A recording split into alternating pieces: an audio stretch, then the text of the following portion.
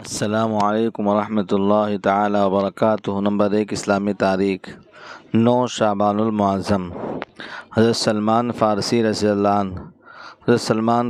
رضی اللہ عنہ اصفہان کے قریب جیان نامی ایک گاؤں کے رہنے والے تھے۔ آپ کے والد وہاں کے سردار تھے جن کا مذہب مجوسیت تھا۔ وہ آگ کی پوجا کرتے تھے۔ حضرت سلمان کے والدان کو کہیں جانے نہیں دیتے۔ ایک مرتبہ ان کا باہر جانا ہوا۔ انہوں نے گرجا میں عیسائیت کو عبادت کرتے دیکھا تو انہیں عیسائیوں کا مذہب پسند آیا اور عیسائیت اختیار کی، مگر دلی اعتبار سے مطمئن نہیں تھے۔ دین حق کی تلاش میں وہ اصفہان سے شام آئے۔ کچھ عرصہ یہاں قیام رہا، پھر موصل نامی شہر میں پہنچے۔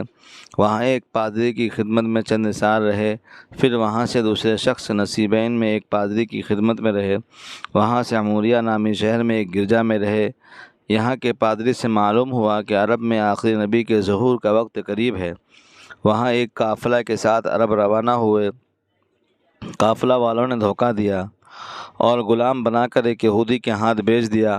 اس یہودی کے ذریعہ مدینہ پہنچے۔ حضور صلی اللہ علیہ وسلم جب ہجرت فرما کر مدینہ تشریف لائے تو حضرت سلمان رضی اللہ عنہ نے اسلام قبول کر لیا۔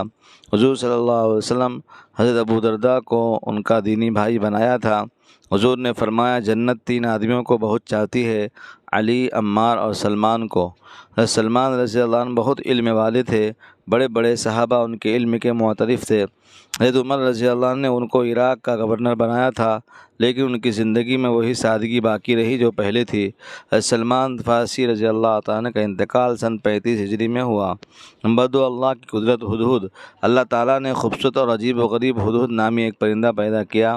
ان کے سر پر خوبصورت سا تاج ہوتا ہے، پر میں بیل بوٹے کی نقش و نگار ہوتی ہے، چونچ ایسی بنی کہ مضبوطی سے مضبوط درخت کو کھود کر اپنا گھونسلہ بنا لیتا ہے۔ عجیب بات یہ ہے کہ اس پرندوں کو اللہ تعالیٰ نے انجینئرنگ کا ہنر دیا ہے کہ کہاں کس زمین کے اندر اور کتنی گہرائی میں پانی ہے وہ بتا دیتا ہے۔ یہ اللہ کی قدرت ہے کہ ایک پرندہ کو انجینئرنگ جیسا ہنر عطا کیا ہے۔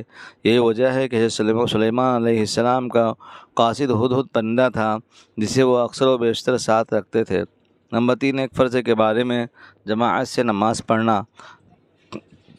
حضرت عبداللہ بن عباس رضی اللہ تعالیٰ عنہ سے کسی نے پوچھا کہ ایک شخص دن بھر روزہ رکھتا ہے اور رات بھر نفلیں پڑھتا ہے مگر جماعت میں شریک نہیں ہوتا، اس کے متعلق کیا حکم ہے؟ انہوں نے فرمایا، یہ شخص جہنمی ہے۔ نمبر 4 ایک سنت کے بارے میں بلندی پر چڑھنے اور اترنے کا ذکر۔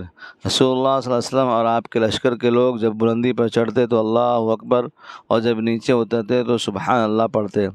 نمبر 5 مسجد بنانا۔ رسول اللہ نے فرمایا، جس شخص نے اللہ کا گھر یعنی مسجد بنایا اس کے لیے اللہ اسی جیسا گھر جنت میں عطا بنائے گا۔ نمبر 6 گناہ کے بارے میں مسجد دنیا کی باتیں کرنا۔ رسول اللہ صلی اللہ علیہ وسلم میں ایک ایسا زمانہ آئے گا کہ لوگ مسجد میں حلقہ لگا کر دنیاوی باتیں کریں گے۔ تم کو چاہیے کہ ان لوگوں کے پاس بھی نہ بیٹھو، اللہ کو ان لوگوں سے کوئی واسطہ نہیں۔ نمبر 7 دنیا کے بارے میں دنیا کی مثال۔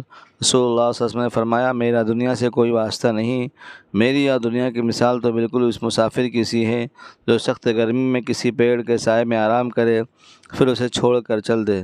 نمبر 8 آخرت کے بارے میں قرآن میں اللہ تعالیٰ فرماتا ہے، جو لوگ منکر یعنی کافر ہیں ان کے لیے دوزخ کی آگ ہے، نہ تو ان پر موت ہی کا حکم کیا جائے گا کہ وہ مر جائیں اور نہ ہی دوزخ کا عذاب ہی ان سے ہلکا کیا جائے گا۔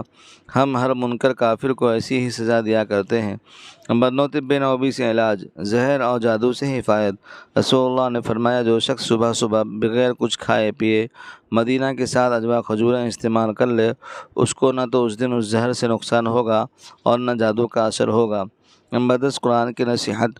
قرآن میں اللہ تعالیٰ فرماتا ہے، ایمان والو مصیبتوں پر صبر کرو، دشمن کے مقابلے میں ثابت قدم رہو، ہر وقت تیاری اور آمادہ رہو اور اللہ سے ڈرتے رہو تاکہ تم اپنے مقصد میں کامیاب ہو جاؤ۔ اللہ تعالیٰ ہم سب کو عمل کی توفیق عطا فرمائے۔